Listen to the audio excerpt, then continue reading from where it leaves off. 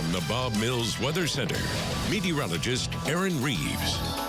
I'd say anything to beat the heat sounds fantastic, especially ice cream, because I kind of like ice cream just a little bit. What I don't like is 105, 110 degree heat, and that's basically what we got across the state. 105 in Tulsa, hottest day of the year so far. 110 in Hobart, that was the leading place in the state, if you want to call it that. That puts it at 13 so far, 11 this month, and realistically, we could have a chance to go pretty much the rest of the month with the temperatures at least at, around, or above 100 degrees. So pretty crazy. 36 days running now with not seeing a tenth of an inch of rain in Tulsa at any one time. So that's not good, because a tenth of an inch isn't a whole lot of rain, and we haven't even gotten that. Things are really drying out. Drought conditions expanding.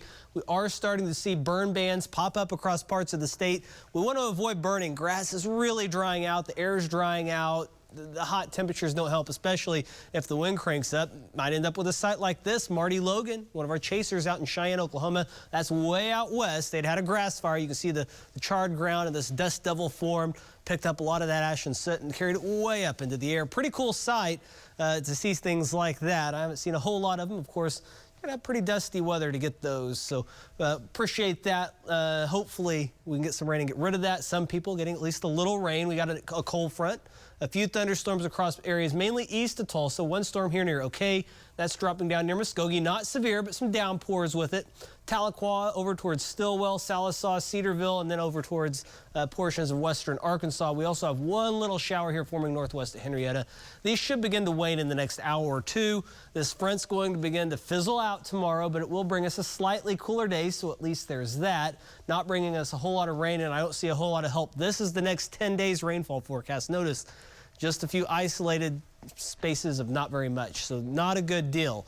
There's our break, around 100 tomorrow, a little cooler north, warmer south.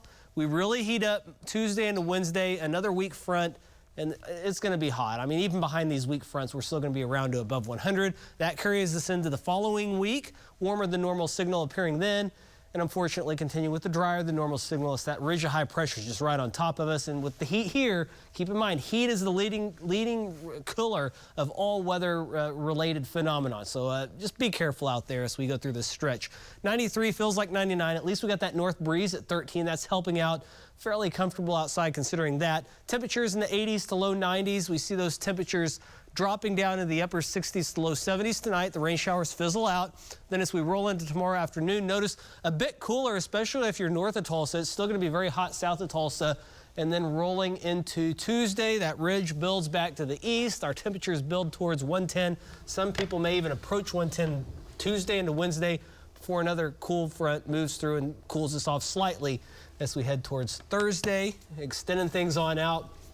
The heat, the humidity, and the lack of rain looks to be a continuing trend throughout the next 9-10 days, maybe even longer. I'm hoping on the other side there's cooler weather and some rain. So yeah, let's just, hopefully. Yeah. Fingers crossed.